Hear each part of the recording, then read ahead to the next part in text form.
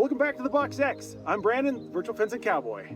Today, we're going to dive into the full presentation that I give when I go to events to talk about virtual fencing. In the future, I will break this down into smaller, easier to digest videos, but this will be the one-stop shop where we talk about how virtual fencing works, the differences between the different companies, as well as everything we've done here on the Box X, both good and some of the lessons we've learned. So, strap in, because we're drinking from the fire hose. So the Box X is co-owned by myself, my wife Samantha, and our business partner Jacob in the speck of a town called Alzada down in Montana. And the video that's playing just shows a group of animals grazing while wearing eShepherd. And you can note the color difference in some of these between the grazed and the ungrazed areas, which is pretty awesome to see. So we, here on the Box X, we're in the extreme southeast corner of Montana, which you can see by the little star in the state of Montana. You really can't get any more in the corner than what we are. We ranch in short grass prairie down here. We have annual rainfall of about 12 inches or 300 mils. Snowfall of about 30 inches or 760 mils. Our average wind speed is 15 miles an hour, but we can get gusts all the way up to 50 miles an hour. Our winter temps are the average of about 10 degrees, but we can get all the way down to negative 60 degrees Fahrenheit, or that's negative 51 degrees Celsius. Summer temps, we average of 80 degrees Fahrenheit, but we can get it all the way up to 110 degrees Fahrenheit, and that's about 43 degrees Celsius. We can really only do hay farming on our property, which is about a ton to the acre. We consider we're doing pretty good if we're getting that. We're ranching on just shy of 15,000 acres, or just shy of 6,000 hectares. About half of that is land that is owned either by the federal government, which would be the Bureau of Land Management, or BLM land, and the state of Montana, or the state land. These acres are owned by either the federal government or the state, and we lease them back for a fee. And then half of our operation is about 7,500 acres of private deeded ground. The Box X is running 130 cow-calf pairs, 50 yearlings, and 6 bulls all year round. I'm also a co-owner and co-manager of Arpan Grass LLC, a company that I run with my parents, my wife, and myself, where we run summer herds of about 75 pairs and 600 yearlings as well. We've been using eShepherd since May of 2024, and fun note, we were number 8 in the United States to pick up eShepherd.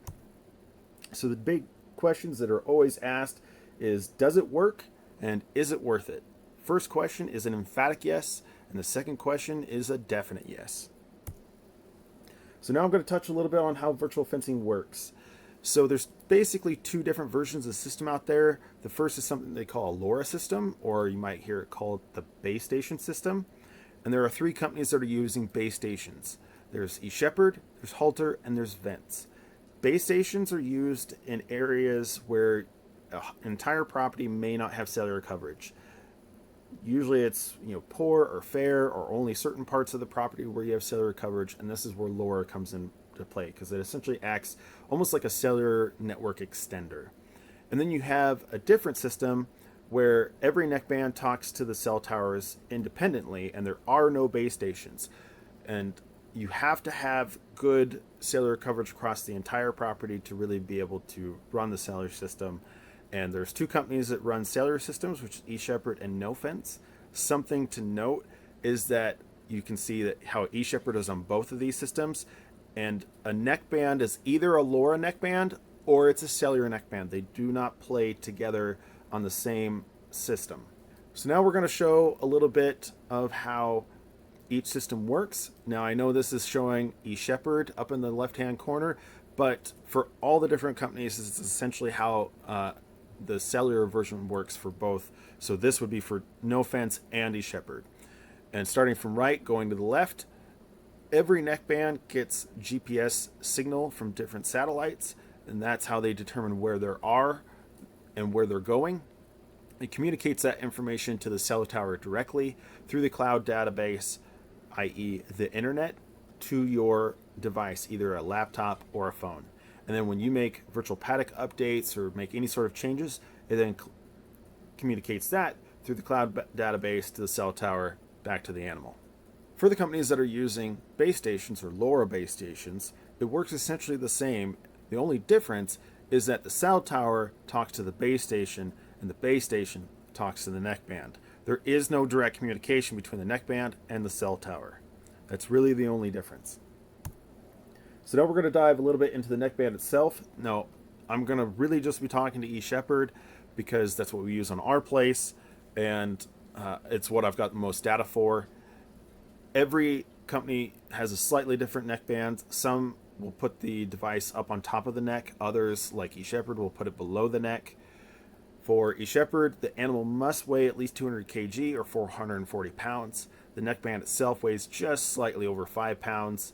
It lasts typically about 7 days on a full charge. So that means if I were to get cloudy and not a speck of sunlight's making it through, it can run really about 7 days. And I've tested this pretty thoroughly. 7 days is quite accurate.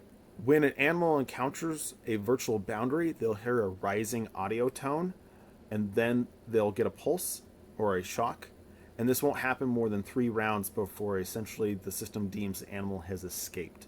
This is pretty universal among all the different brands, where they play an audio tone and then a pulse, and they're all typically about 3 rounds before it'll give up and say, hey, that animal is now escaped. For all these brands, once an animal has been deemed to have been escaped, they will all have to either come back on their own, or you would have to go out there and manually put them back into the virtual paddock yourself. It is not something that happens very often, but it can happen. The one exception would be for eShepherd. They do have a feature called Return to Paddock, where it can actually kind of bring them back to the virtual paddock, but this is only something that is turned on after animals are fully trained, and eShepherd is confident that not only you understand eShepherd well enough, but your animals understand eShepherd enough to have something like that on. For all these virtual fencing companies, when an animal interacts with a virtual boundary, it essentially acts as a one-way gate, which means that it will only try and prevent the animal from escaping.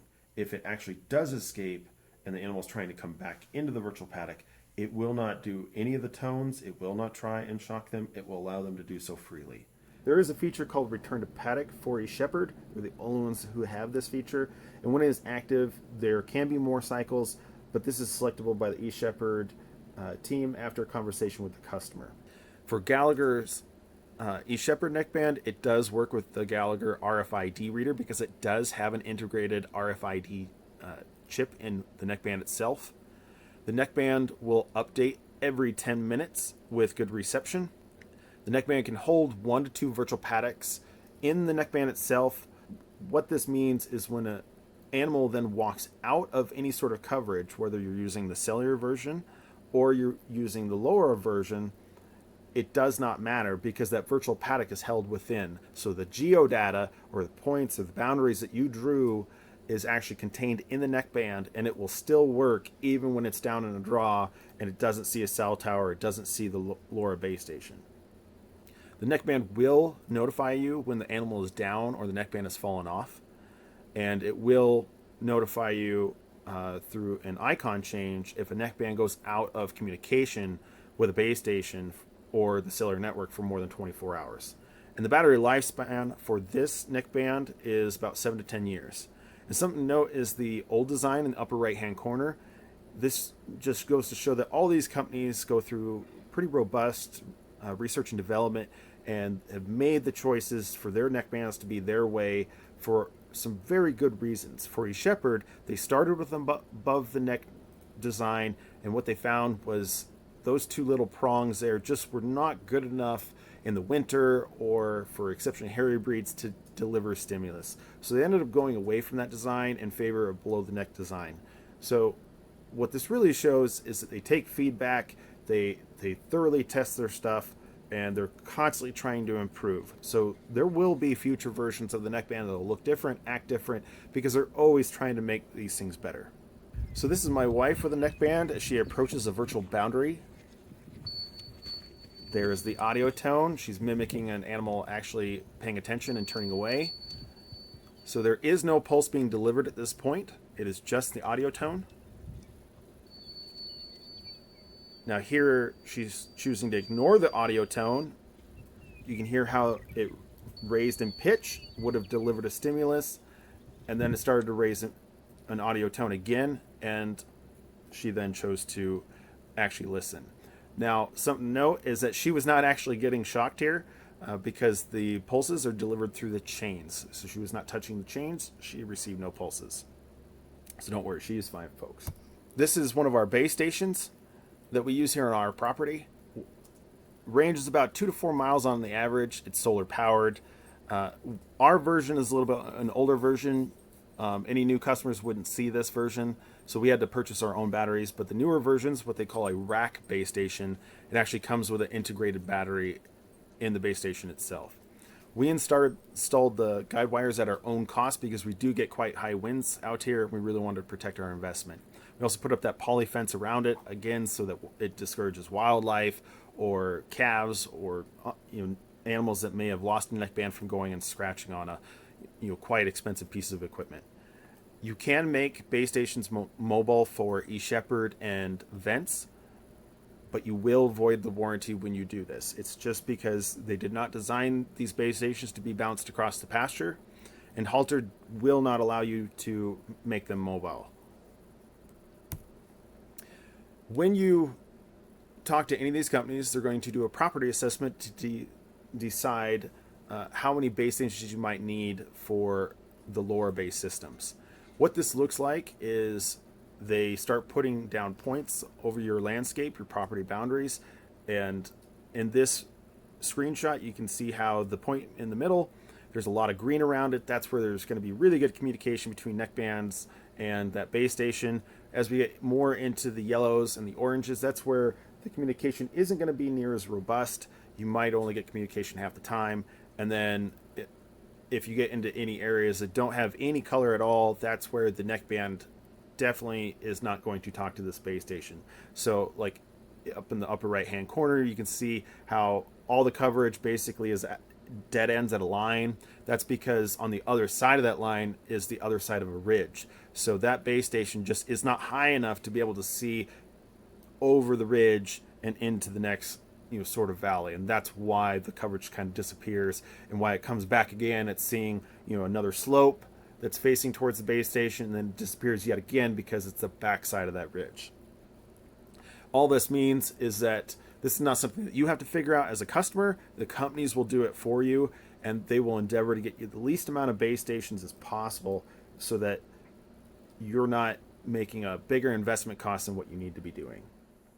Diving into the different virtual fencing comparisons that start with the main component, the neckband. Now, let me begin by saying if you are looking at all these prices, they are in US dollars. So if you're outside the United States, I urge you to convert these prices into your country's currencies.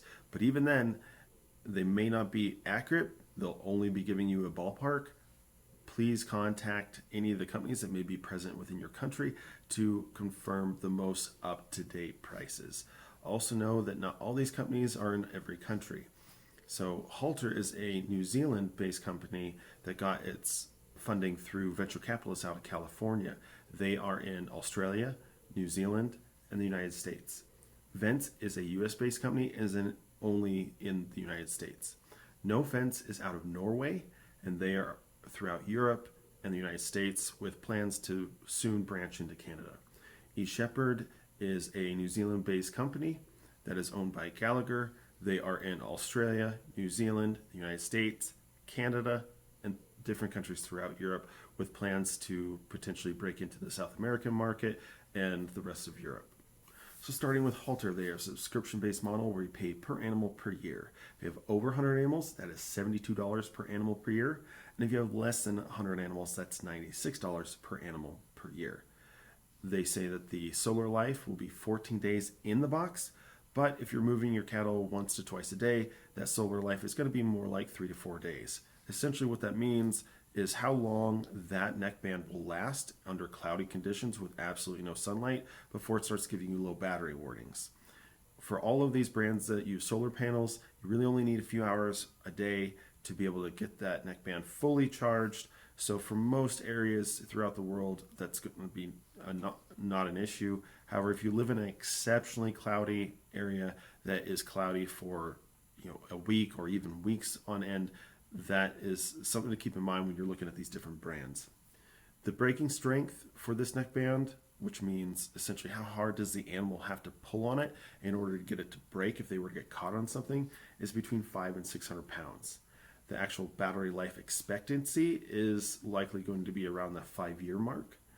They do not recommend using their neckband on particularly hairy breeds such as Scottish Highlander. If there's any new features, i.e. firmware upgrades, they can be communicated through the base stations. So you do not have to take the neckband off the animal in order to get that upgrade. Halter can also slow down the communication cycle to help preserve the battery life in winter or low sunlight situations. The neckband has 2 lights on it that they're quite proud of. And they also have a feature that no one else has called positive stimulus vibrations. And while the user can't turn these on and off, Halter might be able to. Essentially what it is when you activate a new virtual paddock, it will send a vibration to the neckband telling the animal, hey, there is new forage out there, go find it. They also recommend having about 3% on hand for spares. So if you are buying 100 neckbands, they actually would recommend you buy 103. So you have 3 extra neckbands.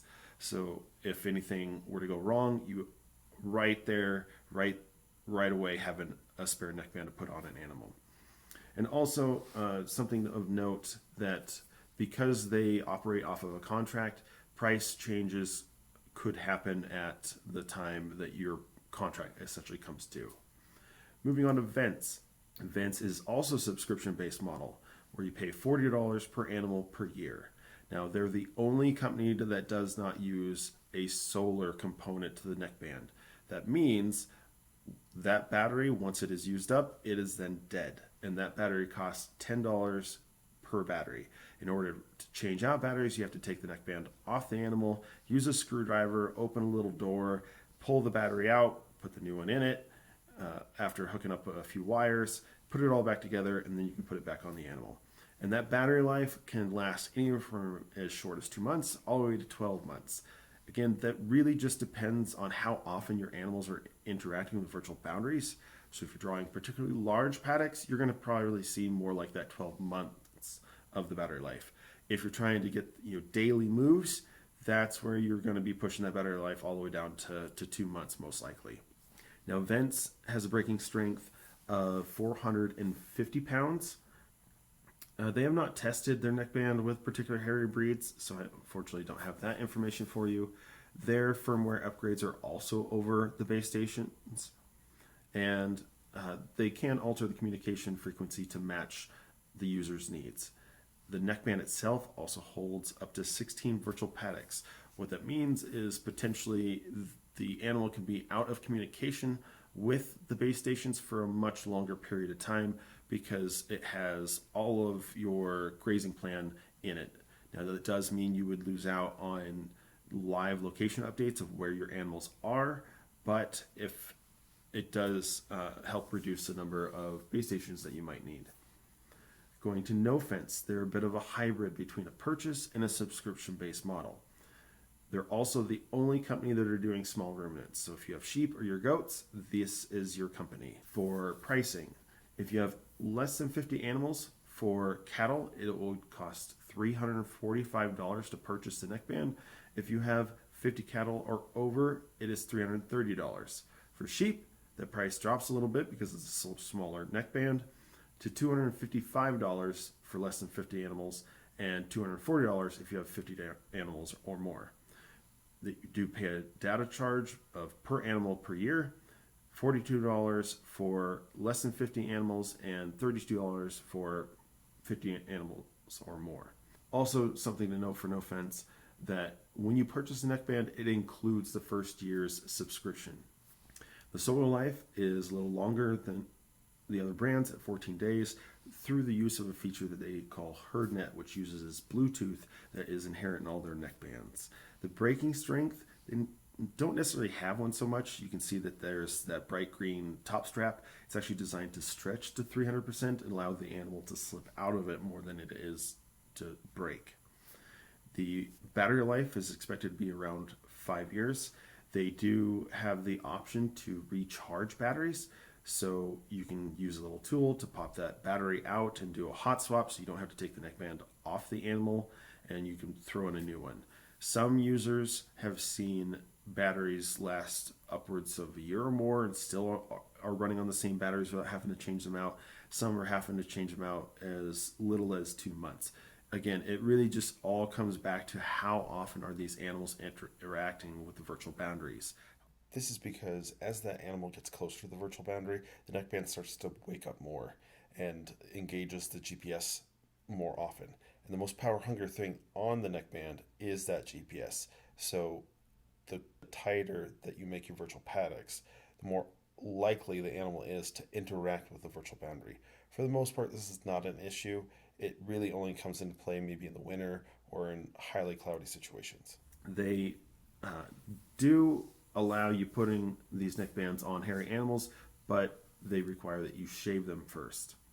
And the firmware upgrades are over the cellular network since they do not require base stations. Nofence also has an emergency Bluetooth feature where you can shut off the neckband if you're within 300 to 500 feet, which is about the range of Bluetooth, for non-coverage areas if you absolutely needed to turn a neckband off for any reason. And finally, we come to eShepherd, where they run a purchase data charge model. Some might call this data charge a subscription. The reason why they do not call it that is because you only pay for the active months that you're using the neckband. This means if the neckband is sitting in the barn or hanging on a fence, you do not pay the data charge. For all you folks that might be running summer herds or a herd for only a portion of the year, this might be your go-to brand. That way you can help reduce your overall running costs. To purchase the neckband, if you're buying at least 60 neckbands, then it's $250 per neckband. If you're buying between 20 and 59 neckbands, it's $300. The data charge, if you are running with base stations or the LoRa model, is $1.50 per animal per month. And if you're running the cellular system, which does not use base stations, then it is $2 per animal per month. The solar life is about 7 days. That's what we've seen here on the Box X, as well as other farmers and ranchers that I've talked with throughout New Zealand, Australia, and the United States. The breaking strength for eShepherd is 770 pounds. That is not quite double from what it used to be for those of us that have been using eShepherd a while. They changed it because too many animals were able to get the neckband caught on different things and break the top strap. So they've already in a year and a half taken a lot of the data that's coming in from the field and updated their product to perform better. The battery life expectancy is between 7 and 10 years, which would be the highest of all the different brands. They do allow use on hairy breeds like Scottish Highlanders, but do recommend that you shave them first. For firmware upgrades, if you're on the cellular-based system, it is over the cellular network. And if you're using LoRa base stations, then it is over the LoRa system. eShepherd also has a built-in RFID to the neckband. Unfortunately, it does not meet requirements here in the United States for EID tags, but you can use a Gallagher's wand reader to read it, as well as off-brands to be able to read that EID. eShepherd can also slow down the communication cycles to preserve battery life in the winter and low sunlight situations, just like the other companies can. Also, a new feature that's coming online is that the neckband can hold 2 virtual paddocks, which means if you're using a feature called scheduled moves, when that second virtual paddock goes off, it will be instant with no delay. Now on to the base station comparisons. Before I begin, the ranges that you might see on this slide aren't necessarily what a single base station might reach out for. They're meant more for planning purposes so that you can start to determine how many base stations that the company may recommend for your property. And beginning with Halter, the price station of their base station is variable. It depends on a few different factors, such as how many base stations you might be buying, or if they're running any promos, but typically it'll cost somewhere in the vicinity of $4,500 per base station. Unfortunately, Halter does not allow their base stations to be made mobile. You will void the use of the system if you do this. Also, one nice component of their base stations is that they essentially can mesh. So a base station is either one that will talk to the cellular network, or it is one that will mesh with the other base stations. This means that where they can put base stations doesn't necessarily have to have cellular coverage and can greatly expand the options of where they put base stations. Unfortunately, though, you do have to mount their base station on a fence post, and this can be problematic since most base stations tend to need to be put on the top of hills. And if you can't get a tractor up there, then you're hand digging that hole. Another nice component of their base station is that it does have a crank if you ever need to lower it to work on it or maintenance it, and that makes it really easy to lower and raise. One of the reasons why Halter tends to recommend the most base stations of all these companies is because they require 100% coverage across your entire property. They also recommend keeping a spare base station on hand. Moving on to Vence, it'll cost you $12,500 if you have Vence install the base station, or if you do a self-install, it'll be $10,000. Vence will also have a conversation with the customer to help determine what their grazing needs are and how much coverage they may be required, which then dictates how many base stations you would need to purchase. For Nofence, just a reminder, they're cellular only. They do not use base stations. And finally to eShepherd. If you're using their cellular system, they do not need base stations. But if you're on their LoRa system, then the base station will cost about $5,000. And for them, they will also have a conversation with you based off of your grazing needs and your property availability of water sources to help determine how much coverage, which then dictates how many base stations you would need.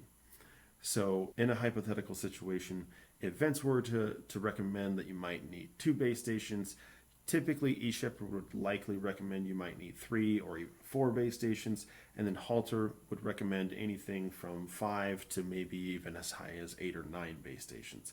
But do not take that as a hard and fast rule. Again, I highly recommend that you get quotes from each of these companies before you make your final determination. In conclusion, for these cost comparisons, for most farms and ranches out there, this will typically mean that Vence and Halter have the lowest startup cost, but by far the highest operating cost. You have Nofence right in the middle of the road, and the biggest thing to keep in mind for these is price fluctuations will disproportionately affect these companies more than, say, eShepherd. However, eShepherd will have the highest startup cost, but lowest operating cost. So essentially you're weighing how much money do you have to begin with and how much money do you have to operate over time with, in determining which one of these may be best suited for you strictly on a price comparison. Of course, with all the other features that are available to each of these brands, nothing is that simple. Now to look at the different apps that are out there for these companies. Every company has a phone app and every company has a web app. For Halter, you do everything through the phone app. Their web app is only view only. So if you're a phone person and you're really comfortable doing things with your phone, then you'll have a pretty easy go of it because they have a really quite nice phone app. It's fairly slick, it's intuitive. However, if you like to do things on the computer, this could be a potential source of friction and frustration for you. They do have a heat map option where you get to see a visual representation of where the animals have spent the most time. It is a single frame snapshot of up to 30 days within the last 90 days. There's no animation, no video option, unfortunately, for them. It's just a one single frame snapshot. And you can view a grazing history of about 60 days. For Vence, they are essentially flipped from Halter, where you do everything from the web app. The phone app is only view only, so you can only use it to kind of see where the animals are in real time. You cannot actually do anything on the phone app. And they also have a heat map option where you can see up to 5 days of grazing pressures anytime from the start date of you using Vence. For Nofence, they are just like Halter, where you do everything from the phone app. I would actually say that they have the best phone app of all the companies. I was quite lucky in that I got to meet the developer of the phone app, a young guy from Norway. He was quite proud of the phone app, as he should be, because it is quite nice. It's very easy to use, very intuitive. Unfortunately, though, you cannot do anything on the web app. It is view only. For their heat map, you can view up to 7 days, either in a still shot or as an animation as they move through those 7 days. Now for eShepherd, they have both a phone app and they have a web app. You can essentially do just about everything that you're going to need to do from either the phone app or the web app, although the web app does have a few extra little small features. For their heat map, you can view up to 30 days anytime within the last 6 months, and that can either be as a still shot or as an animation. And you can view their grazing history of about to 30 days back. Diving a little deeper into the different virtual fencing comparisons, this will be for only cattle, since Nofence is the only ones playing in the small ruminant space. First, we'll talk about neckband retainability. So this is how good the animal keeps the neckband on. For Halter, that's excellent, 97%, which means only about 3% of your animals, so maybe 3 out of 100, might lose a neckband in a year. For Vence, still quite good at about 90%. For Nofence and eShepherd, excellent at that 97%. For containment, that's how good is the system at keeping the animal in the virtual paddock that you deem they needed to be in. Halter, really quite good at 98%. Vence, a little bit less at that 80 to 95%. Nofence and eShepherd, both at that 99%, so excellent.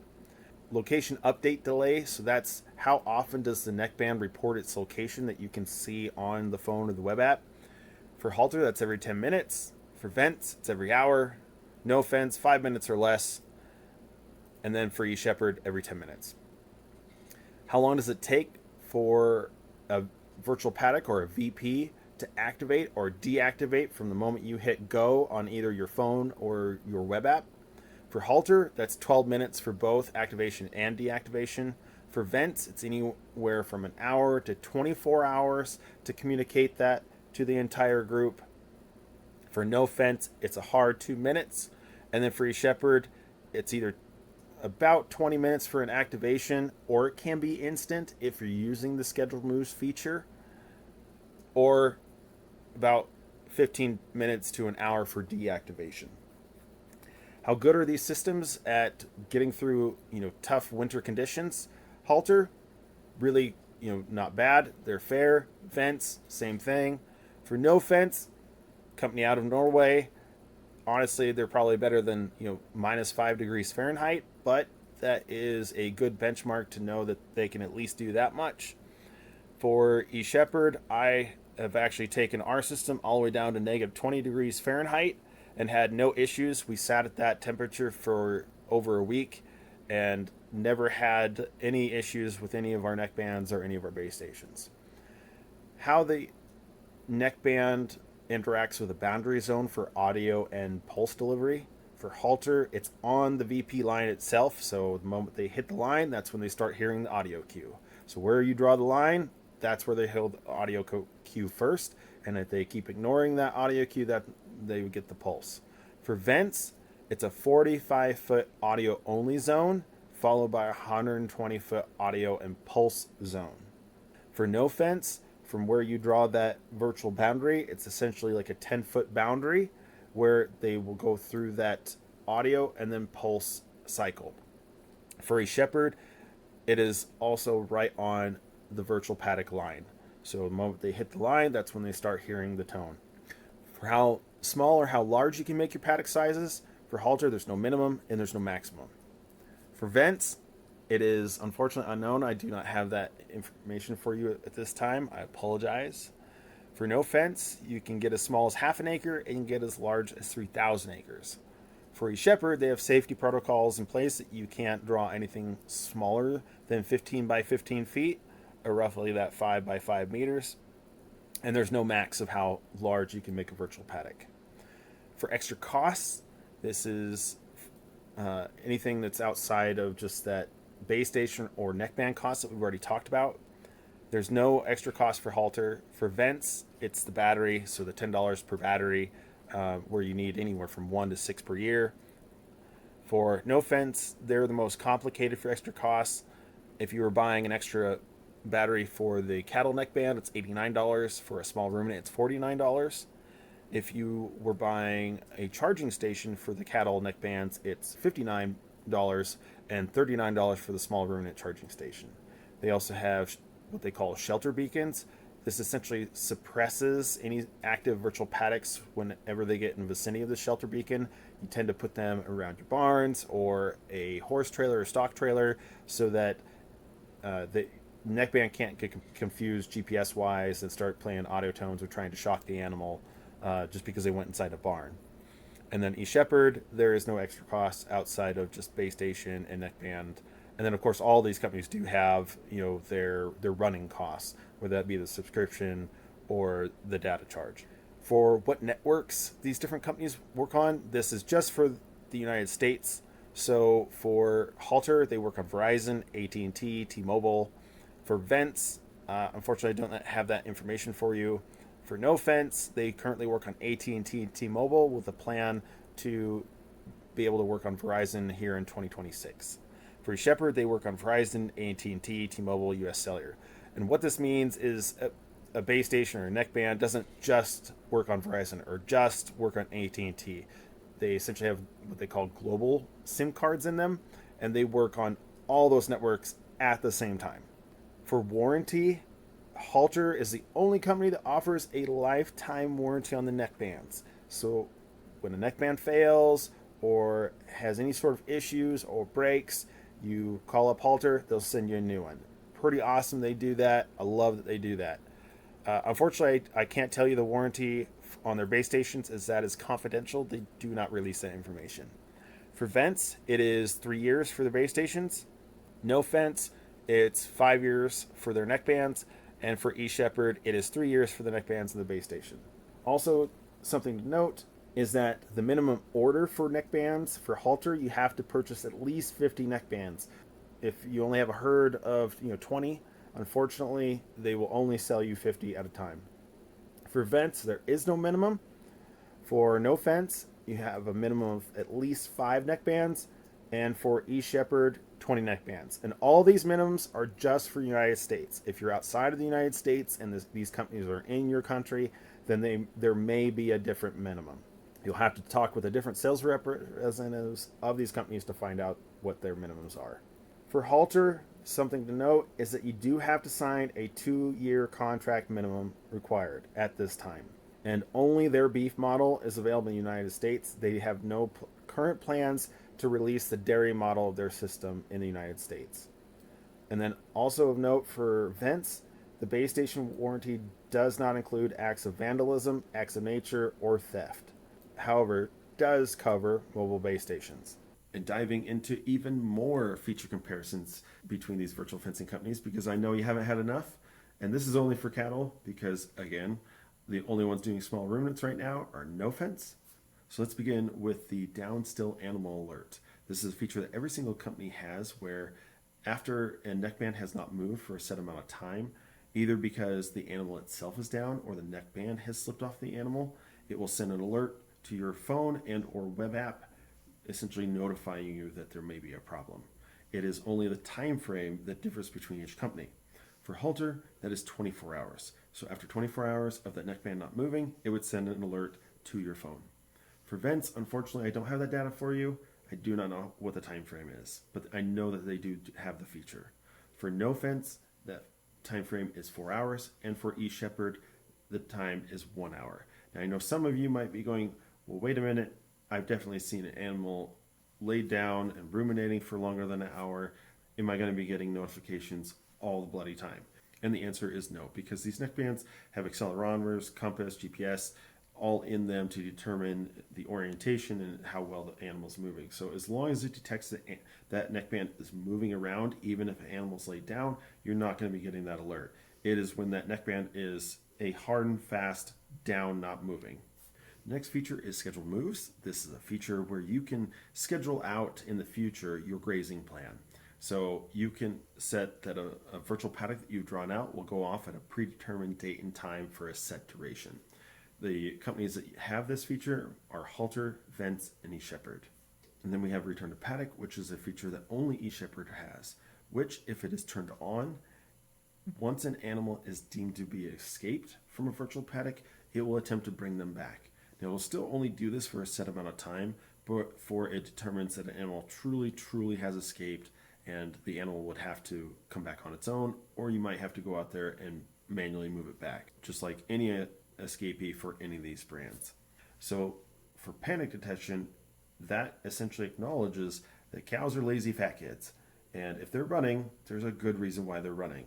So if they're within a virtual paddock and they're running towards the virtual boundary, it will let them run straight through it. It will not try and play a tone. It will not try and shock them, saying that there's got to be a good reason why you're running, and they will then be escaped. If you have return to paddock turned on, once the animal has calmed down, it will then try and bring them back. If you don't have return to paddock turned on, then they have to do so on their own, or you would have to go get them.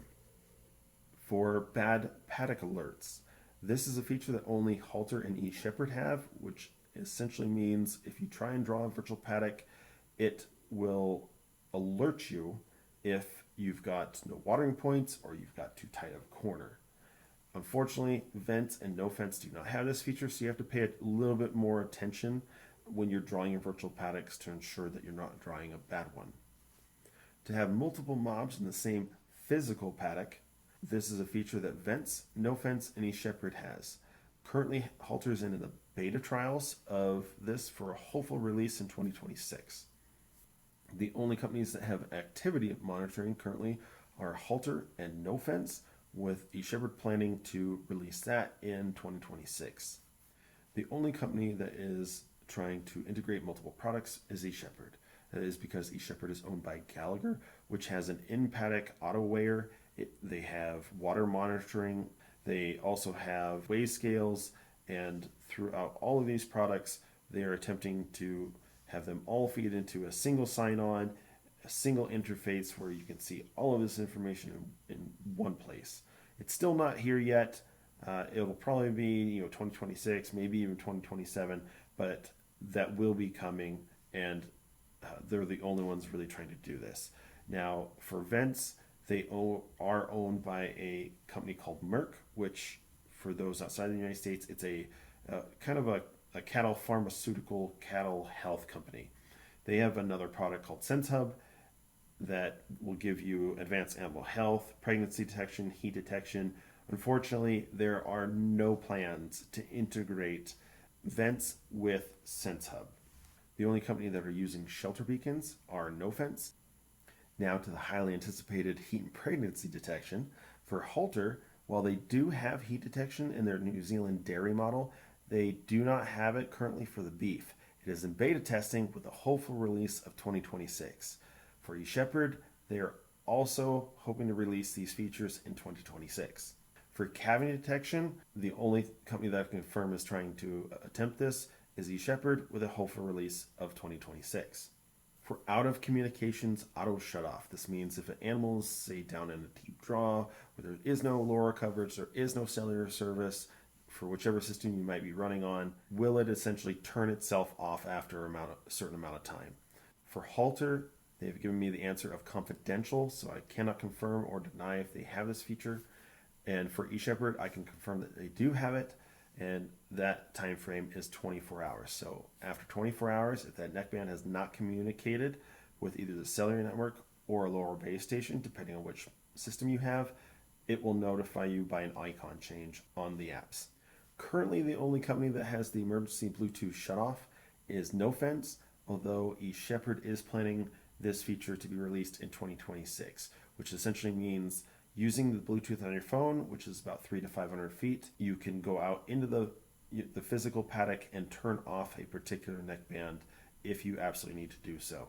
For advanced animal health, some of you may read that Halter has something called gradual declining health. This is only in the New Zealand dairy model. It is not in their beef models. Vence does also have a green, yellow, red health status, but unfortunately I can't confirm what the green, yellow, or red means. And the Nofence, the only sort of advanced animal health that they currently have is that it would warn you if an animal is getting a mini pulses alert. And for eShepherd, they're planning a release of advanced animal health features in 2027. And for this, think like temperature, heart rate, breathing, etc. If you're trying to find lost neckbands out there, for Halter, you can use the app, or you can actually make the neckband flash its lights. For Vence, you can only use the app. For Nofence, you can use the app, or you can actually force the neckband to play a Norwegian lullaby. And for eShepherd, you can only use the app. Nofence has a feature called HerdNet, where every neckband has Bluetooth within it, and it can communicate to every other neckband. So if you have one animal that is standing up on top of a ridge that has cellular service, and the rest of the herd is grazing down towards a creek where there is no cell phone service, through the Bluetooth, it can actually communicate those animals' positions, or if you were to activate or deactivate a virtual paddock, it can do that as well. There are also some other features, such as being able to see where an individual animal has been over the past period of time. eShepherd has this. They call it tracks, and you can see where a single animal has been up to 7 days. So this has been super handy in trying to find newborn calves, because we look at her tracks, and lo and behold, she spent a few hours in a particular spot. We go out to that spot, and there's a calf. We've also used this in a few other instances, trying to figure out why are the animals where they are, why are they acting the way they are. Well, let's look at the tracks, and it just gives us more information to help figure those things out. And lastly, this one's a pretty big one, which is a feature called exclusion zones. So if you're trying to keep an animal out of, say, the barn area, or if you're trying to keep them away from a house, or some old farm implements might be out in a field, you can actually draw like a little bit of an exclusion zone, and just like any other virtual boundary, it would prevent them from crossing it. The only company that's using exclusion zones is eShepherd. Unfortunately, Halter, Vence, and Nofence, you just have to try and achieve this through some good paddock geometry when you're drawing your virtual paddocks. So why do we choose eShepherd? Well, the concept of virtual fencing has been around for a lot of decades. Of the companies compared here, Halter, Vence, Nofence, and eShepherd, eShepherd was the first to start development on their product way back in 2014. And then Gallagher put a small investment into eShepherd roughly, I believe, in 2016. And this is back when a company called Adderson's still owned eShepherd. And then Gallagher bought eShepherd from Adderson's in 2020, I believe. Also to note, while Nofence was the first to become commercially available back in 2018, and Vence was the first commercially available in the United States in 2020, that Halter began their product development in late 2017, eShepherd became commercially available in the United States in March of 2024. And then both Halter and Nofence here in the United States in late fall of 2024. But really, eShepherd was one of the early pioneers of the eFence technology. They have that long solar battery life of 7 to 10 years. It's a modular system based off the ranch needs, where it's a really detailed conversation they have with ranchers to make sure that they're not overselling you more infrastructure than what you really need. Which for us, we could stomach the high startup cost. We just really wanted that low operating cost. Originally, we chose them because they did the on-site firmware upgrades. That wasn't necessarily true for all the companies. Now they all do it, but at the beginning, that wasn't always true. eShepherd really complements the other Gallagher products, quite well, like the in-paddock auto weigher for livestock, the water monitoring products, the scales, and then of course, cannot say enough about their customer service. Just been absolutely stellar. Everything has been so smooth. And I'm not saying the other companies have bad customer service. There's actually a really nice story for Halter where down in New Zealand there was just this massive windstorm that wrecked so much of the country, and Halter was quite literally running base stations out to farms to get them back up and running. So I've heard so much good about Halter's customer service. I've heard a lot of good about Nofence's customer service. My experience, of course, is with eShepherd, and it's been truly stellar. eShepherd, completely unwilling to field inferior products.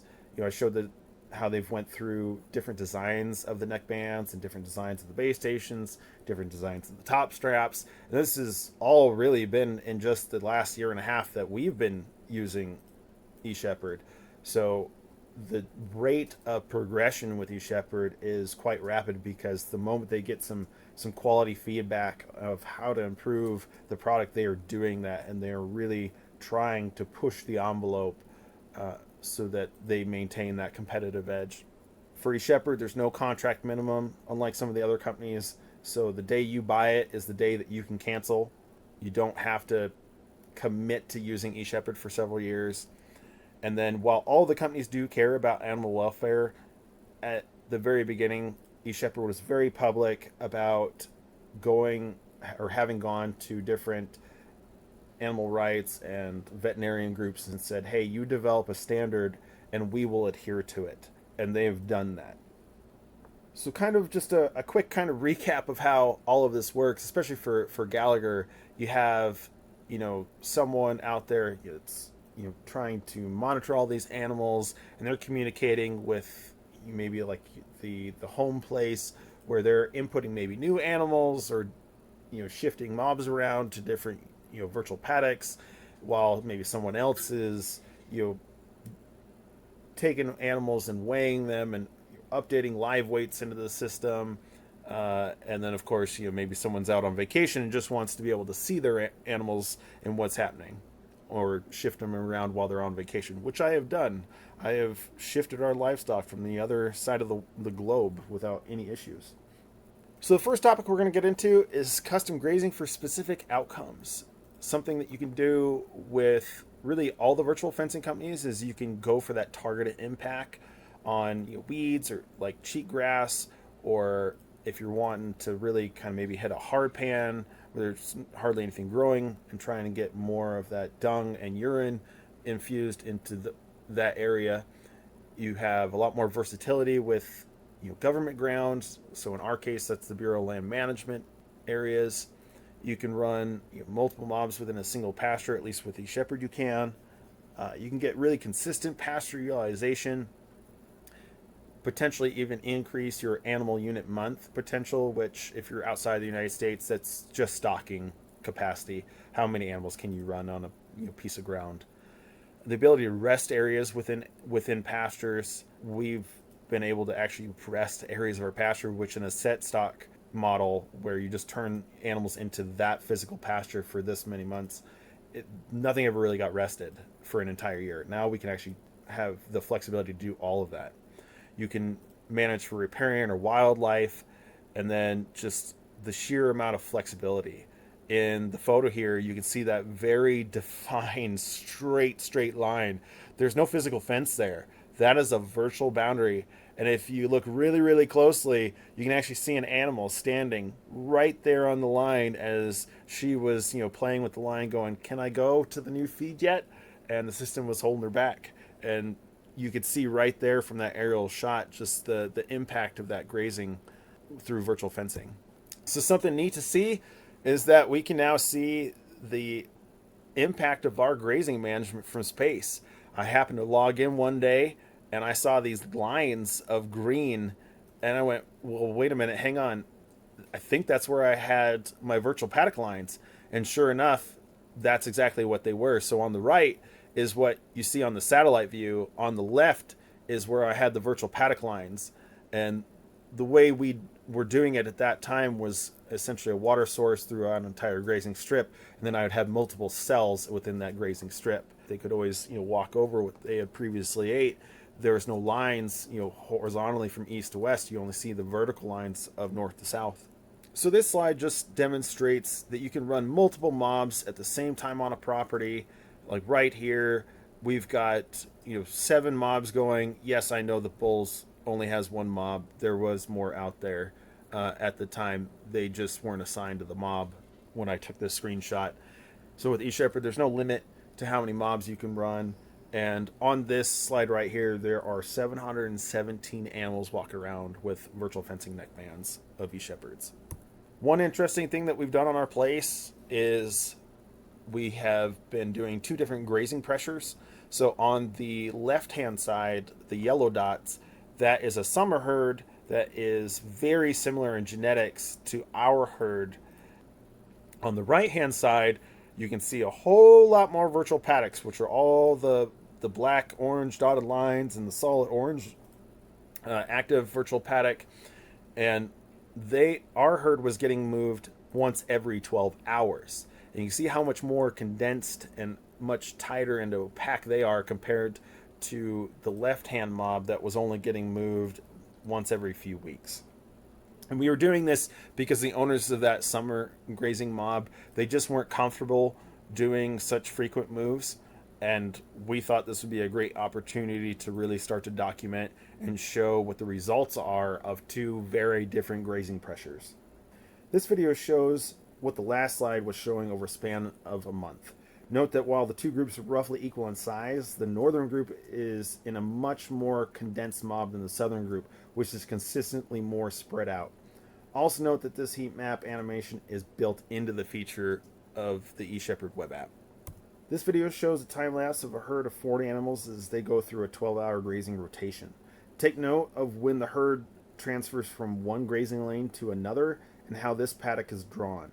It slants so the animals on the way back to water are bumped into the new grazing lane, and after getting a drink of water are prevented from accidentally wandering back into the old grazing lane by a short section of virtual fence. All of these paddocks were drawn in about an hour and are scheduled to automatically activate every 12 hours, meaning that no input is required for weeks at a time after I draw the virtual paddocks and then hit go. This video shows 500 yearlings grazing rough country that, at the best of times in the past, saw maybe about 10% utilization under set stock grazing, but this year we achieved easily at least 40% utilization, and we could have probably even done better and more utilization if the BLM stocking rates allowed for it. This slide is the heat map depiction of the previous slide's video, where 500 yearlings grazing 450 acres over the course of 6 days. And you could see just how well they were getting back into a lot of those little draws. And honestly, I think if I had drawn my virtual paddocks a little bit smarter, we could even gotten better utilization, even with the BLM stocking rates, for a lot of that really rough country. And now getting into what everyone always wants to talk about, the costs, the return investment, and the cost-sharing partners. For containment, often escapees return to their paddock on their own, either by their own desire for the water source or to return to the herd. And we have seen a containment rate of easily 99%. And the 1% that does get out, I've never had to go out there and go get them. They've always come back on their own just through a desire to want to be with the herd. So we've never had to go get any animals out of the neighbors or anything like that, which in years past, we've always had to spend some time doing that. We've seen increased calf performance because calves are able to creep feed ahead of the cows on ungrazed pasture, ensuring they always have the best available. And we have seen higher weights. So last year it was a bit of a drought. All of our neighbors saw about a 15-pound drop on their calves. We only saw a 5-pound drop. And while it's anecdotal, we can't prove it. We do believe it's because they were utilizing set stock grazing while we were utilizing much higher intensity rotational grazing model through the use of virtual fencing. The animal health has been a big factor. The app will send an alert if animal's down for an hour, and soon it'll show like distance traveled, helping identify lame animals. The reduced labor has just been mind-boggling how much that's been. In the past, we were moving poly fence once every 3 days just because that's the best that we could do with our large acreages. And now we're moving them every 12 hours, and it takes me an hour to draw an entire week's worth of virtual paddocks. So no time is spent chasing animals down who are jumping fences, no more gathering, very little trailing, and less time for searching for calves. Physical fence, we just don't need to maintain our interior fences anymore, like at all, because we have virtual fencing. In fact, we're actually in a research study with the University of Wyoming at looking at how removing physical fences are going to influence our big game that we've got, such as antelope and mule deer, and how it affects their migration patterns. And the animals are just putting a whole lot less wear and tear on the fences because they just never physically interact with them. We've seen winter feed reduction through the use of virtual fencing and winter stockpile grazing. We're able to ration the amount of feed allocated to the herd, saving how much hay needs to be fed, and I'll dive into this a little bit deeper here in a bit. Better utilization of water, utilizing a single water source at a time, thus being able to keep water sources deeper longer, which helps reduce the temperature and means less evaporation. Also decreases the likelihood of having to haul water, decreasing costs yet again. Family, we've just had more time with family. We all kind of have second jobs. I still in the military and am doing contracting. My wife is a massage therapist. Jacob works up in the oil fields. And we normally would not be able to do these second jobs with this many livestock, but we can because we are utilizing virtual fencing and we're just saving so much labor. The increased animal unit month potential, or that stocking capacity potential, by utilizing areas that historically we never could under set stock grazing, and just a more efficient use of our pastures overall, we've been able to increase the amount of stocking capacity that we can do. Better precision grazing, where we can graze when and where we need to, which is essential to maximize that return on investment. And then, of course, you have the funding partners out there like World Wildlife Foundation, Property Environment Research Center, NRCS. There's also a lot of other organizations like Pheasants Forever, some other bird entities out there that will all help cost share virtual fencing. We ourselves, for our funding breakdown, in March of 2024, we bought our first 100 neck bands and 2 base stations. So with shipping, that was $37,000 self-funded. We did it all ourselves, and I can easily now say, without any doubt, that we have paid off that system after only a year and a half of using it. And then in March of this year, 2025, we bought another 735 neck bands, 5 more base stations and accessories, which totaled over $200,000, and that was funded through PERC and World Wildlife. So there are funding opportunities out there, folks, to help cost share this stuff. Don't necessarily try to all do it self-funded, because there's a lot of entities that want to help encourage better regenerative practices, and by all means, take advantage of it. Everyone always asks, well, hang on, what are the quid pro pros? What do they require? For World Wildlife Fund and Property Environment Research Center, basically, we promised that we would not develop any of this land for 10 years. So no plowing new farmland, no turning all of this land into housing developments. It just has to be livestock grazing land. That's what we promised, which for us was a pretty easy decision because it was only ever going to be that anyway. We live out in the boonies, so no housing developments, and we can't really farm out here, so that was a no-brainer for us. This slide shows the delineation between ungrazed and grazed, with only a virtual boundary holding the livestock off of the ungrazed. A drone shot of what has been grazed, the bottom half, which includes the water source, and the ungrazed, which is the northern half, and the area west of the vertical physical fence. Note how a narrow strip of green can be seen along the vertical fence. This is because we draw the virtual boundaries within the physical fences, and this is because many of our physical fences are in really poor repair, and we want to prevent the possibility of an animal getting trapped between a physical fence and the virtual boundary if an animal were to jump the physical fence. So this screenshot shows calves creep grazing ahead of the cows. The cows are within a virtual paddock on the left of the orange line. Meanwhile, the calves are creep grazing ahead of their mothers on fresh pasture, sometimes traveling up to a mile away from their mothers. We observe the calves getting milk from their mothers in the morning, grazing fresh pasture during the day, and then returning to their mothers at dusk for another drink of milk and to bed down with them for the night. For fitment, training, and animal health. Fitment, if neck bands are not fitted properly, problems could arise. You can fit them tighter than you think you can, folks. We actually fit them too loose, and there was different, repercussions of that, such as like neck bands slipping off more often. We've since always ensured that we fit them properly, and we just don't see some of those early problems that we saw. So I cannot stress this enough. Proper fitment really is key. Also, do not rush the training period.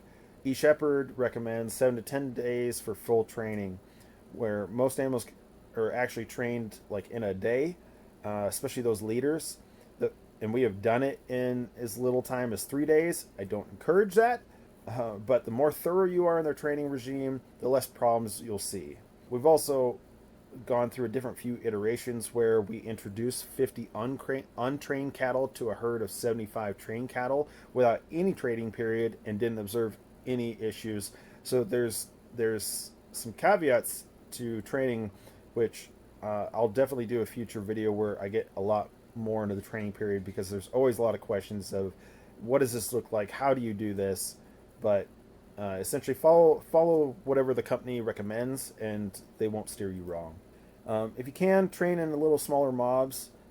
We trained one group of 500 yearlings all in one go, and what we found is there was a lot of followers that just would stay in the middle and never really interact with the virtual boundaries. So later on, well into the summer, when they did interact with the virtual boundary, they didn't really know what it meant, and we saw some escapees happen as a result. So we've kind of found that it's best to train a mob in about 100 animals, not to really try and go more than 150 at max, just because when you're at 150 or 100 animals or less, they're all much more likely to interact with that virtual boundary and learn what it means during that training period. Panic detection: if an animal is running for any reason where they cross the virtual boundary, it will not play an audio tone or deliver a pulse. If return to paddock is turned off, then the animal will simply be deemed to have escaped and have to return on their own, or you'll have to go return them manually. If return to paddock is turned on, then the system will wait until the animal is calmed down and is walking before it starts to try and return the animal back to the virtual paddock. And this feature is a eShepherd only feature. The other companies do not have a panic detection built in. For predator visibility, by using what they call the tracks feature, where you can see everywhere an individual animal has been in the past 24 hours, we actually witnessed an event while we were states away from Montana, where every single animal in the herd broke into a run at the exact same moment and went in the exact same direction. We believe that this would have only been caused by one thing, which is a predator traveling nearby. Now, what we actually saw was after a few hours, they all calmed down as they kind of hit a creek, and then they all went back to the water source that they were drinking out of anyway and recaptured themselves in the virtual paddock that we had been trying to keep them in. So for the whole predator event, we did nothing. They all ran, then they all recaught themselves and went right back into their grazing scheme with no harm, no foul. Thankfully, we didn't lose any animals to any sort of predator. In the past, though, we would have never known, without the evidence of a carcass, that something like this event had even happened. So the fact that we now have the visibility of such an event, we can now maybe do something about it. And then the Virtual Fencing Animal Welfare Standard, where eShepherd is given money to different right groups and veterinary groups to develop that Virtual Fencing Animal Welfare Standard that eShepherd then holds to. So in the left video, this demonstrates how fast putting on a neckband can be. And I should point out that this neckband is fitted very loose, which is not recommended. You can see there it's got over an entire fist of give between that neckband and the top of the neck. They now recommend only a few inches. So we fit it way too loose. Don't fit it that loose. I can't say again, proper fitment is key. Proper fitment is key. Now the right video, after you fit them, they can go for a little bit of a rodeo. This is completely normal. Started there at the end to calm down a little bit. Usually they don't buck for more than about 30 seconds before they just calm down and they're good to go. If you can, definitely give them a little bit more time when they're in that crush, or what we call here in the States a shoot, to let them get used to that neckband so that when you let them out, they're less likely to jump around and buck around. And this is what the animal looks like after just about 30 minutes after fitting that neckband on. They just are unconcerned by the neckband being on them. I should also point out this neckband is also fitted way too loose. So this is based off of old guidance that eShepherd used to give. They've now updated that guidance to not be this loose and instead only be a few inches. So this demonstrates just how fast taking on neckband can be, especially when you're using a custom tool that we've made, which is in the picture down in the bottom left, to help pop the locking clip out. So these neckbands, after you get them fitted and the animal's running around out there, when you bring them back in, you have to take these locking clips out in order to be able to take the neckband off. eShepherd recommends using a screwdriver. While that works, I just took this $10 little paint scraper, heated it up, bent that 90-degree angle in there, and took an angle grinder so that it didn't have any sharp edges. And you could see in that video, it took me all of about 2 seconds to take that neckband off, which when you're doing a few hundred animals, definitely matters. Seconds matter. This video shows an animation showing the training of 500 yearlings over the course of 7 days. So something to note that we did accidentally rush their training. Normally you do not want to open up new areas within 3 days, but we had to do so because I honestly just miscalculated how much feed the herd required and had to speed up when I opened that second paddock up. Despite that, though, their training went really quite smooth. The second note would be that we learned from this it is best to train animals in groups of no larger than 150 animals, like I mentioned on the previous slide. And then you may see a few dots stop moving. This is because those neck bands slipped off those animals. And it's mainly because we just fitted them way too loose. We were trying to fit them looser so that we wouldn't have to get them back in and readjust the fitment throughout the summer. And we now can say, don't do that if you can avoid it. Instead, fit them properly because, yes, fitment is key. I hope you're picking up on a theme. So calving with eShepherd. This is a big one. We've never seen any adverse behavior to calving, anything observed. After a cow is calved with eShepherd, we would remove her from the rotation, which was every 12 hours for the uncalved. She would still have a virtual paddock active, but it was really just like all of the physical pasture. This was so that if a calf got spooked and took off, she would be able to go get it. Then over the course of the next few weeks, they would slowly get added it into bigger and bigger groups of calved cows on a faster and faster rotation until they were back on our normal 12-hour rotation, which all in all really kind of took about a month. And then, as I spoke to earlier, the increased calf performance due to the creep grazing effect. So this video shows a newborn calf just hours after birth with its mother as they graze. Over the next few hours, she found her way into fresh pasture, while the rest of the uncalved herd continue on their 12-hour rotations. This video demonstrates both how calves creep graze into fresh, ungrazed areas, and how, even though these calves are only 2 to 3 months old, when they got spooked by the drone, they would run instantly back to their mothers for protection. So bulls and breeding with eShepherd. Collaring bulls, it should be noted that mature bulls typically need longer chains than what comes standard on eShepherd neck bands. These chains can either be self-purchased or purchased through Gallagher. We were able to sort bulls using eShepherd, so we dropped all the bulls off together in one bunch, with each having a virtual paddock turned on that would lead that one bull to their respective breeding group, and they sorted and trailed themselves to their breeding groups without any issue. For breeding, we had 2 different breeding groups separated by a quarter mile with only a virtual boundary in between them. Even after one bull lost his neckband partway through breeding, we never saw any evidence of bulls escaping their virtual paddocks to visit the other breeding groups. So no escapees through the virtual boundaries to cows that they could quite literally sniff on the wind. We have seen our typical pregnancy rates compared to when we used to set stock graze. So no adverse effects in our in-calf percentage. For our bull neckband retainment, this is lower than the herd. It's only about 80%. This is partly because we had to use quick links to extend the chains to be long enough for the bulls. The company didn't originally sell chains that were longer for bulls. And when you use quick links, they're not strong enough to withstand the wear and tear that the bull can put on them, and they just essentially pry them open. Since we've switched to a longer chain, we've seen much better retention rates for the bulls. This slide shows 3 different breeding groups. The red and green herds are within the same physical pasture with only a quarter mile separation and 2 bulls per group.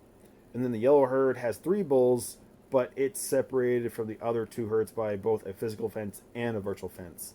Should be noted that we never had a bull escape its designated virtual paddock, even after one of the red herd bull lost its neckband. So, winter with eShepherd, how does it hold up against Montana winters? So, no battery issues, even though went through periods of time with very low sunlight. Really good winter hardiness. We had almost a week of negative 60 degree Fahrenheit weather. So that's negative 20 degrees Fahrenheit to negative 30 degrees ambient temperatures, with strong winds sending the wind chill down to negative 60. And little sunlight without any observed issues during that time as well.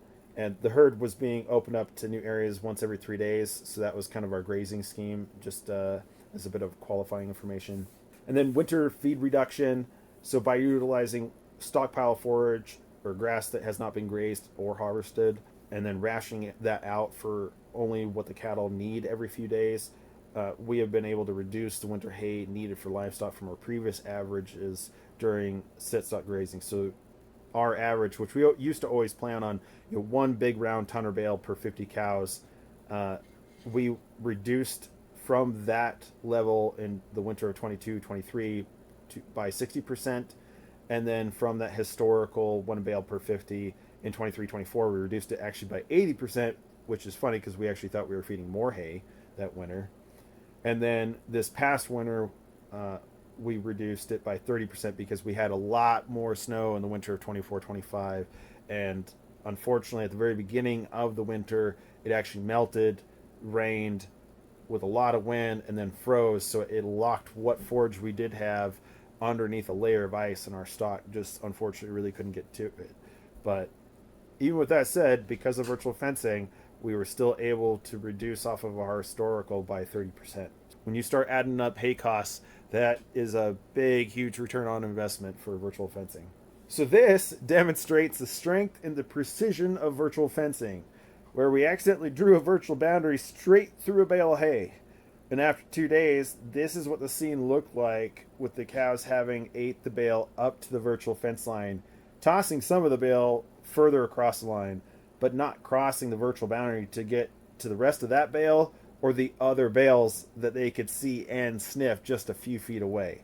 And throughout the entire winter, a single virtual boundary was enough to keep livestock away from bales of hay in the open.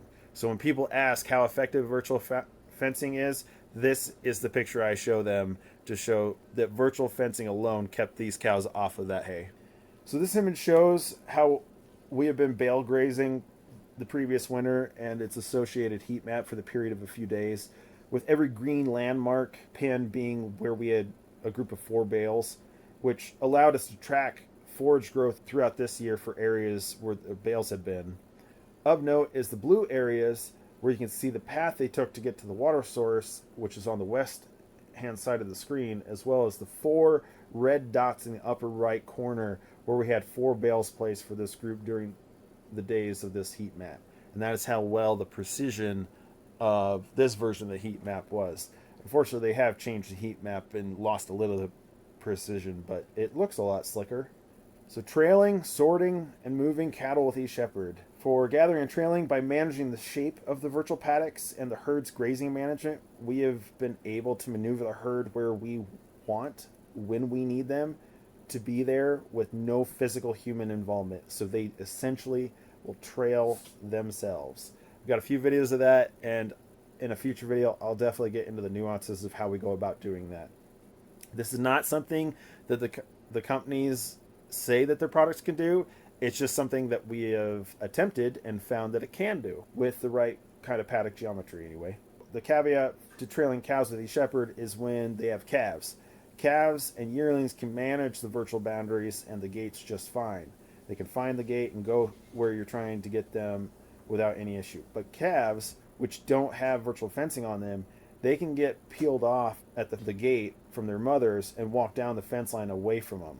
To remedy this, we manage the grazing with eShepherd to maneuver the herd next to the gate, then physically go push the cows and the calves through it, and then let eShepherd take over again from there. This still greatly reduces labor involved, and this is, I should also say, this is what we do when the calves are younger. Once the calves are older at the end of the year, we've actually been able to trail the cows and the calves through gates, because the calves are a little bit older, they're a little bit wiser, a little bit smarter, and they figure out, oh, I need to go up and down the fence line until I find the hole to get back with mom. And we've been able to go through that quite easily. And then we've also been able to use eShepherd to sort a herd by assigning animals from a single herd in 2 different ones, each with their own respective virtual paddocks. A herd can be sorted in the pasture by using only eShepherd. It's best to have a joint water source and ample space to begin with, and then when opening each herd up to different virtual paddocks, they each have their own water sources that they can go to that are as close to 180 degrees opposite of one another as possible, as we found through some trial and error. And again, I'll hopefully do a video in the future that's diving a little bit more into the nuances of how to do that. We've also observed the cows sorting their own calves appropriately without a single mix-up. So that's kind of the most astonishing part, is when we've sorted using eShepherd, that the red mob went west and the blue mob went east, and they took their calves and went with them. This video shows a group of 35 yearlings trailing themselves 3.5 miles with almost no physical human involvement. The lesson learned here to make things flow easier in the future is to incorporate roads as much as possible to speed up their movement. Let the herd find the next water source before back fencing, and keep the corridor wide enough that they don't bounce between its sides constantly, but not so wide that they have ample grass to encourage them to graze for prolonged periods of time. So this video shows two mobs simultaneously trailing 3.5 miles with calves, which are approximately 6 to 7 months old, to the cattle yards to be preg scanned. The red mob consisted of 100 mature cows, 40 yearlings, and 100 calves. The yellow mob consisted of 75 mature cows, 2 bulls, and 75 calves. The red mob trailed through 2 12-foot gates, while the yellow mob trailed through 1 16-foot gate. After an entire mob showed on eShepherd as having moved through a gate, we would go out in person to ensure all the calves had followed. We only ever found 3 to 7 calves having not followed at any given time, though. And we never gave the calves more than 6 hours dwell time after their mothers had went through the gate. So it is possible that with more time, those calves would have followed. We did help encourage both mobs the last quarter mile to go into the cattle yards and the holding lot. Insights and a few stories. So the video is our base station that we made mobile by buying a $150 pickup box trailer off of Facebook, which we highly recommend, a trailer with shocks, because again, these base stations were not necessarily designed to be bounced across the pasture. Then we mounted the base station solar panel on the top with the battery box in the trailer bed, the cellular antenna on one corner of the trailer, and the low raw antenna and its gateway on the other corner of the trailer. We also draw exclusion zones via eShepherd and use poly wire with a small solar energizing to discourage anything from potentially rubbing on the trailer.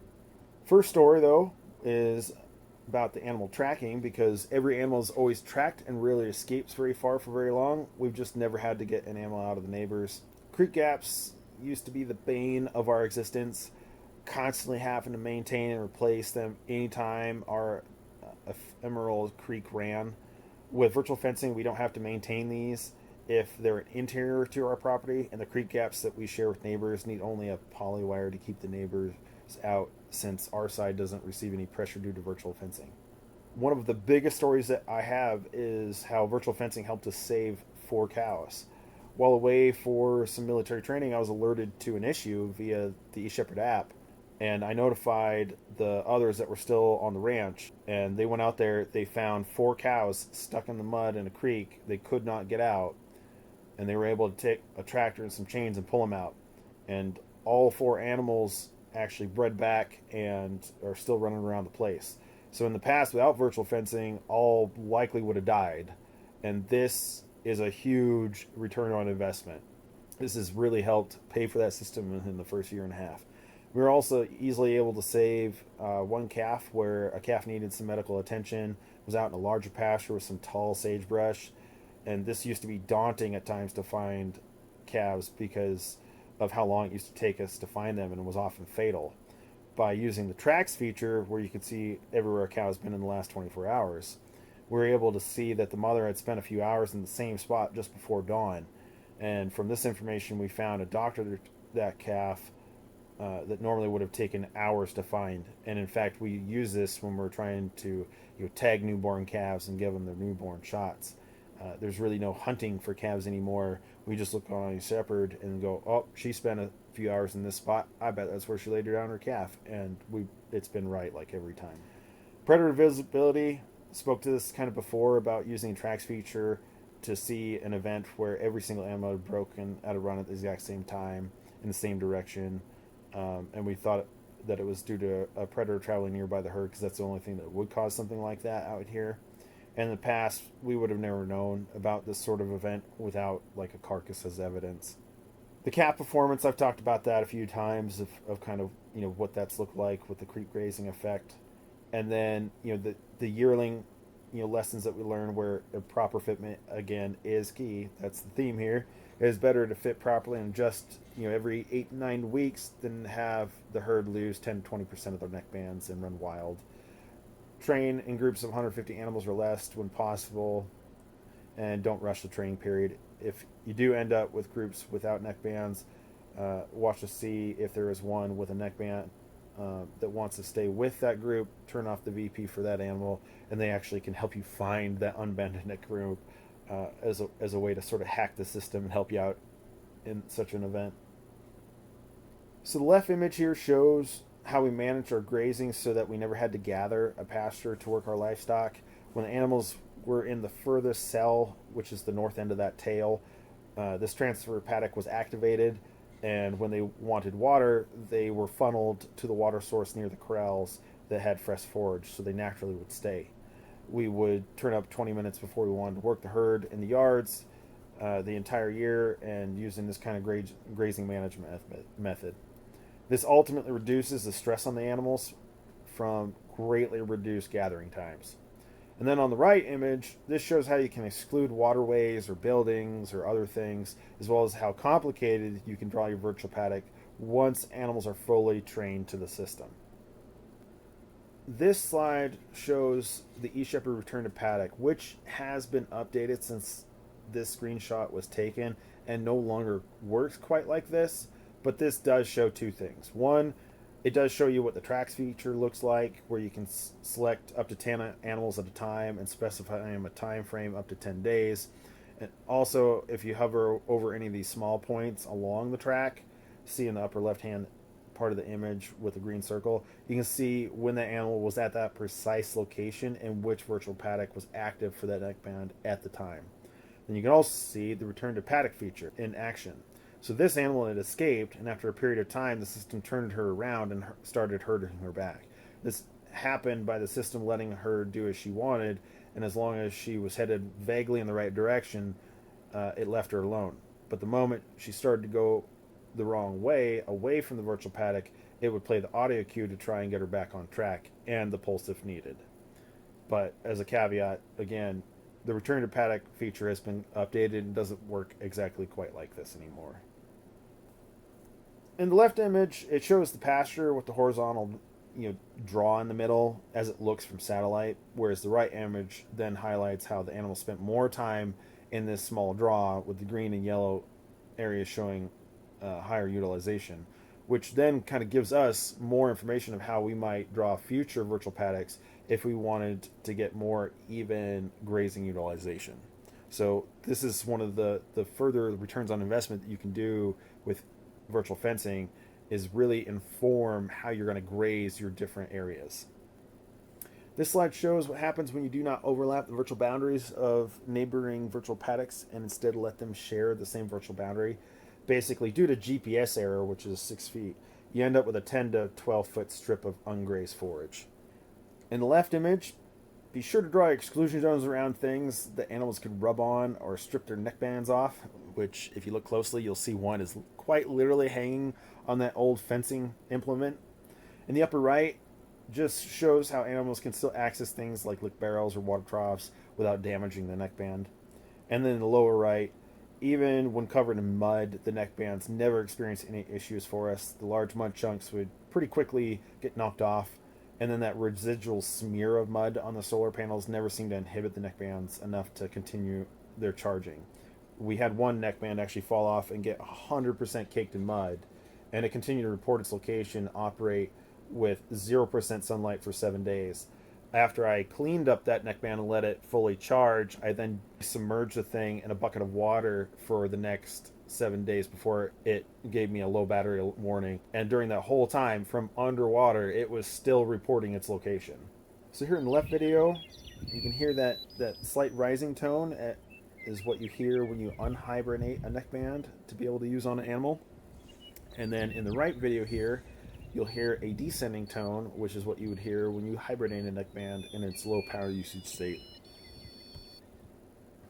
So this slide highlights all the different information about a single animal that can be inputted into the eShepherd app, such as the visual ID tag, the electronic ID tag, if it has a tattoo or brand, breed, stock class, birthday, the age of the animal is automatically calculated off the birthday, the pregnancy status, so if it was joined with a bull, if it's pregnant, or if it's open, the current weight and when that weight was last taken, and then expected daily weight gain is something that you could also input, as well as you can assign different animals to different groups, which is a little bit different than like herds or mobs, where you can have multiple groups even within the same herd. Shows you which VP might be active, the mob that it's currently assigned to, the actual neckband ID number, etc. When you draw a virtual paddock, you can see how its acreage compares to other drawn virtual paddocks, as well as how long its sides are, its grazing area, and how many points are left to use, which essentially means how complicated the shape can be. This image shows that you can draw, import, or place physical paddocks, which is a real-world fence, landmarks like houses, corrals, monitoring points, etc., and watering points on the map. We also have used the physical paddocks layer to help visualize where the BLM boundaries are to make more informed and accurate grazing management. So a few parting shots. The batteries, compared to other brands that need to switch out or recharge batteries, eShepherd doesn't require that, which means less labor. Just want to throw it out there again, the stellar customer service that we've been able to experience. It's just never been a problem. And if you do experience a problem, reach out to the customer service team. Don't hesitate. If they've seen the problem before, they're really quick to help. If they've never seen the problem before, they value the producer's input and will take any information that the producer gives them to help figure out a fix to that problem in the future. And then the future capabilities are coming down. And then, of course, want to do a shout out to the future capabilities that are coming down the pipe for eShepherd, where they're working on enhanced animal health metrics like heart rate, temperature, lameness monitoring. They plan on releasing the calving detection and pregnancy detection in 2026. Gallagher has a suite of the other products, which hopefully soon will integrate with each other, feeding information from different products into a single visual platform. And all of this then just reduces labor cost and enhances the operations profitability. Obviously, you're watching this video on YouTube, so you don't need the QR code on the left. But on the right is a great resource for others that are using virtual fencing of every brand that's out there, where all the users kind of come together, ask questions, talk about different stories, share different experiences. So I highly encourage joining that Facebook group. It's pretty awesome. And as a little bit of an extra, this video shows 500 neckbands with their status lights blinking at night. And I just want to say thank you, everybody, for sitting through this big, long presentation. I know it's been quite long, so if you made it to the end of the video, hey, you're a trooper. You have my accolades for making it this far. Feel free to visit our website or visit us on Facebook if you can find us, as well as leave a comment below if you got any neat ideas of how to use virtual fencing, or if you got any questions. I'll endeavor to check the comments and answer any questions. And we'll see you in the next video. Bye.